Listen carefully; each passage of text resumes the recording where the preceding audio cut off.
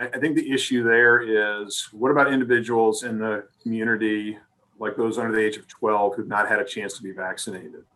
And what we've seen around the country is a number of situations, whether it's summer camps or schools, where there have been COVID cases that have moved through those kinds of settings. So while I haven't seen that exact research you're referring to, I think what they'll get at is the safest thing to do and the way to avoid COVID in those settings is to wear a mask. Now, a lot of factors go into that for a parent, right? One is, are the adults in your household vaccinated? Because if the adults in your household are vaccinated, then you're protecting the children under the age of 12 who haven't been vaccinated within the home. The next thing I think about is, what's the COVID activity in the community in which I live? If you're in a place in the country or in the state where there are high rates of vaccination, low rates of COVID, and there's obviously far less risk. The challenge will be, once we start to get kids back to school, have the vaccines been approved for those under the age of 12, and how do school systems work through that? And of course, we have a few weeks to think through that. But if you're in a community where COVID is increasing, the Delta variant is around, adults aren't vaccinated at a high rate, then it will be safer for children to wear masks in those settings. The concern I have is just really for the state of North Carolina in general. You may have seen this week, the Washington Post put out an article on, they looked at, given the current rate of vaccinations, at what point would each state be at 70% of adults having had one dose of vaccine? And about 21 states are there now, or about to be there over the holiday weekend. But unfortunately, North Carolina has slid toward the bottom of that list. So they estimated at the current rate we were vaccinating adults, 70% of adults would have had at least one dose in February of 2022.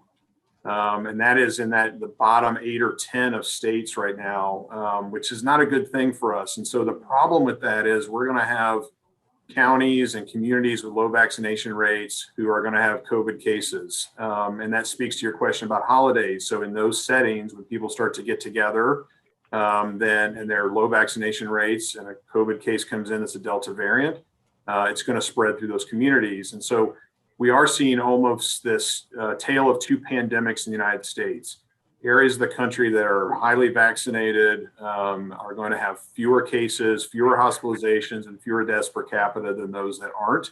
And I'm concerned that North Carolina is in that second category, where the risk is going to remain high unless we get more people vaccinated. And so events like holiday weekends are going to be places where the virus could spread. Yeah, it's a good question.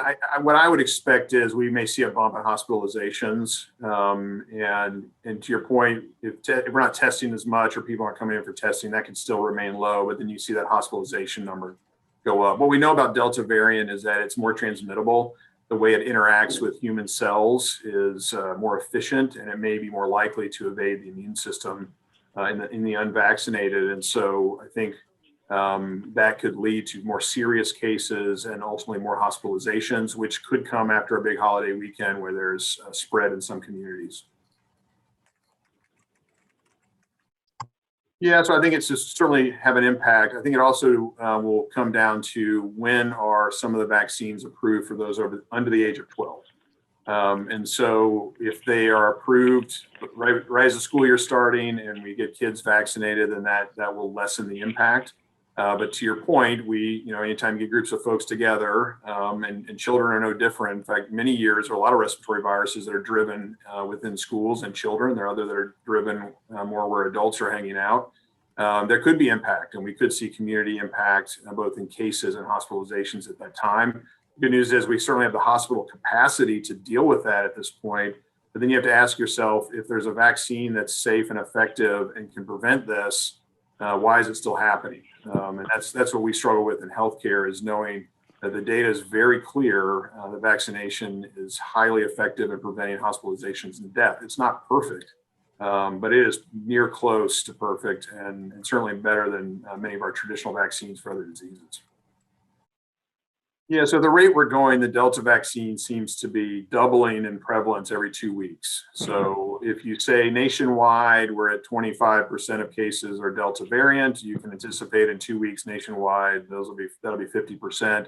Maybe North Carolina is a little bit farther behind, but I would think by the end of July and into August, more than 50% of the cases in North Carolina will likely be Delta variant.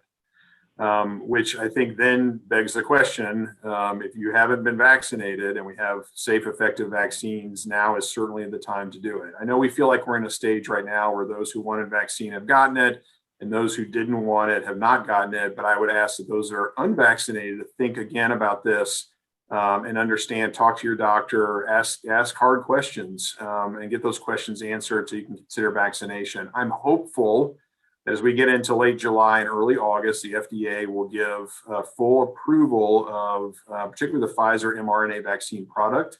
And there may be individuals who've been waiting for that. And that was the part of their hesitancy. And that will prompt them to be vaccinated. So as the Delta variant becomes the dominant strain in the country and in the state, hopefully FDA approval will come and individuals will then, so a group of individuals will choose to be vaccinated.